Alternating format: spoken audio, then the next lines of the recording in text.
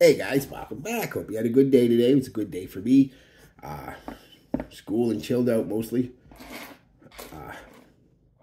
Surprisingly didn't go outside with the sun. I was just kind of in one of the moods. I wanted to stay inside, and I played a little Fallout. Some of these by the seniors, a couple little posts about it, but whatever. It was a me day. And then I come in here and I started moving a few things around, and I had an idea. I thought, I've got 10 Cuba fragrances now. So why don't I give you my favorite, my 1 to 10, or 10 to 1. We'll start at the bottom and work our way to the best personal ones, and then I'll rank them according to how I think they smell to the originals. And give you a house overview. So let's get into it. Number 10 of my least favorite would be the Cuba Wild Heart. It's supposed to be an Ed Hardy dupe. You can kind of tell from the design on it. Ed Hardy Love and Luck or something like that. And just not a fan of the scent. Just not a fan of the scents. The performance isn't great. All that stuff. Next would be Cuba. I'm guessing it's just original. I don't know. Let's see what color it is. Cuba Blue. This is a dupe of CK1. And although I love CK1 nostalgia-wise, honestly, scent-wise, it's not something I'm going to reach for a lot today. It's just yeah. So next is going to be the Cuba Milestone. I wore a bit of that because I wore it today. We'll get into it. But anyway, smells like a Ventus. It smells like a Ventus. And when a Ventus first came out, I was a big fan of it. And I still really like it. But I'm just getting tired of it. Every other fragrance that seems to come out is a Ventus or Ventus inspired. And it's like, you know what? It's guys, come on, it's over. It's done with. Just forget about it. Just stop. Next would be Cuba VIP. It's supposed to be Carolina Herrera VIP 212 or something like that. I don't own the fragrance, but this isn't bad. It smells okay. It's yeah, it smells okay. Sweet, clean. Going for that youthful. Doesn't smell like this, but it's going for that youthful market like Invictus and stuff like that. Cuba Black. What is number 5? Yeah, my 5th favorite. Azzaro for home. Pretty much any barbershop, tell you the truth, but Azzaro Port Home. Gorgeous. Gorgeous. My next favorite would be Cuba Red. And this is a dupe of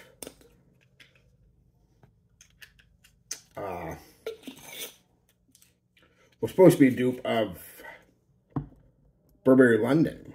And it's got some similarities. We'll get into that when I do that.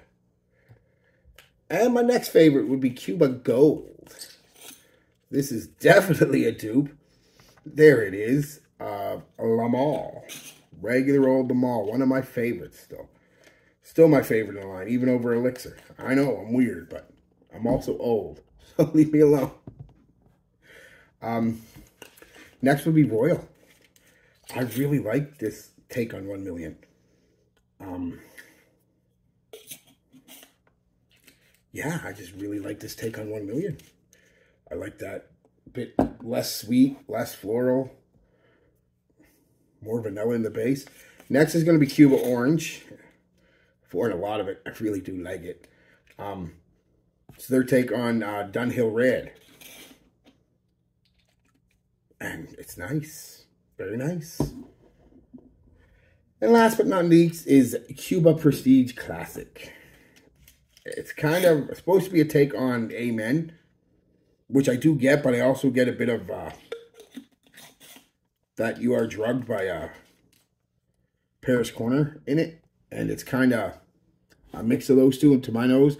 So which would be by Killian Intoxicated or Intoxication or something like that. So yeah, So that's my favorite, how I would choose to wear them. You know what I mean? So yeah. So let's get into how they smell, like what they're supposed to smell like. These two, I can't tell you for sure. I don't remember. I'm sure I smelled both of these at one point in time, and they were obviously not good enough for me to buy. Or I just forgot about them. But I don't know what Ed Hardy Luck smells like. If it's supposed to smell like Millésime Imperial, not a very good job. But if it's supposed to smell like Ed Hardy Love and Luck, could be a terrific job. I don't know. Same as this, the 212 VIP clone, Carolina Rare.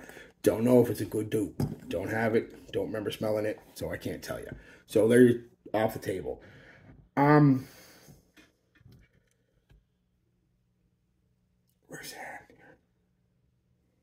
that? This would be... Sorry, wrong one. This would be probably... This is supposed to be the dupe of London. I find it a lot more dry tobacco-y, less spicy than London. The similarity is there, but you know, it's not as close as a couple other London dupes that I have, but it's still there. It's like these are all in the family. Again, at this point, like I said before, I'm kind of starting to split hairs, right? Because in the air, to the layman, not to awesome dudes and chicks like us, this is going to smell just like London, but we're going to know the difference. Next would be, just keep going the wrong one, would be the Cuba Prestige. While it definitely has similarities to Amen, a lot more Amen than the Paris Corner one, it's still not 100%. And none of these are, but we get closer, we're going up. Smells a little, it's a little sweeter, a little chocolatier than Amen does. But still, again, in the air, nobody's going to be able to tell the difference, and you'll smell great. That's incredible. The next one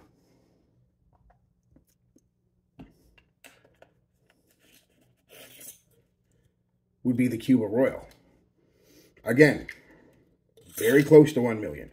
Just some subtle differences. Really starting to get into subtle differences now. And the subtle difference with this is it's not quite as cinnamonly sweet, bubblegummy sweet, and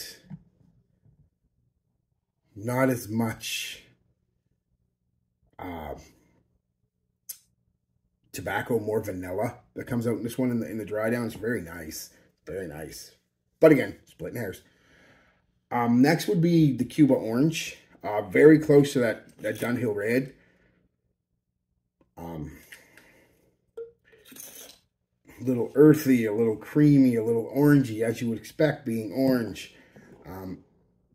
Creamy, I think I said that. Very nice, very nice. Next is going to be Cuba Black.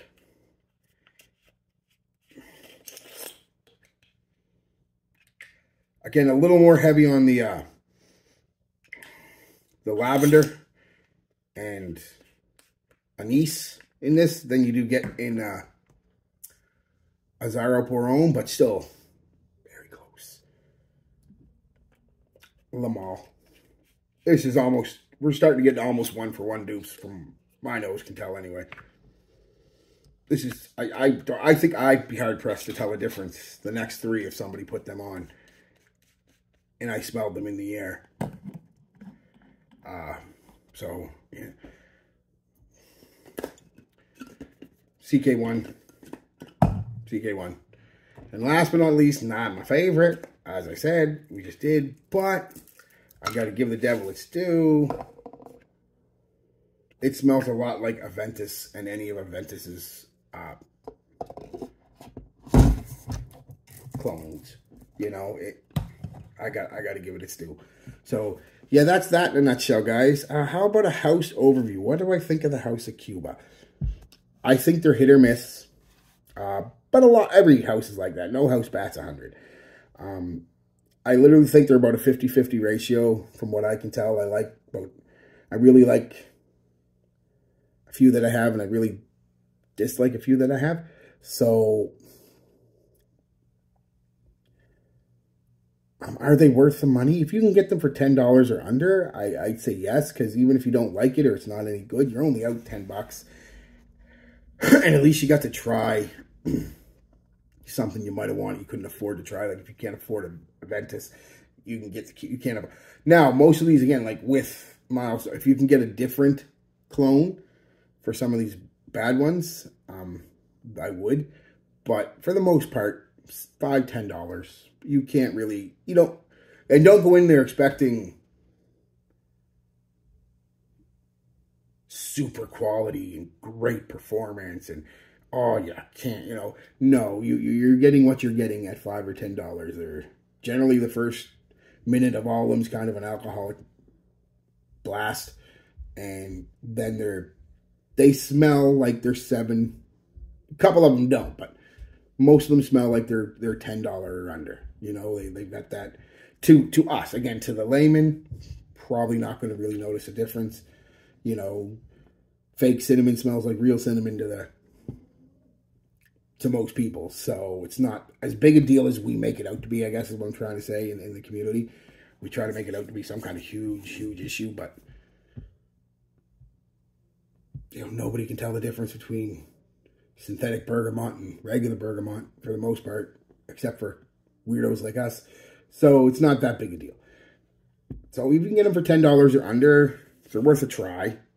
Especially if you want to try a cologne you can't afford, or you can't find, or whatever. Then yeah, it's definitely worth a try. But just want to say, know what you're getting. You're getting a $10 or under dupe, so it's not going to generally be the best even dupe out there, let alone the best cologne you can get for that price. So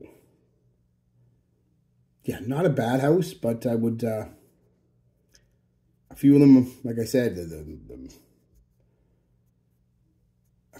why would you get, unless you really like CK1, why would you get a dupe of CK1 nowadays? You can get CK1 for like $20. I mean, why would you get a dupe? And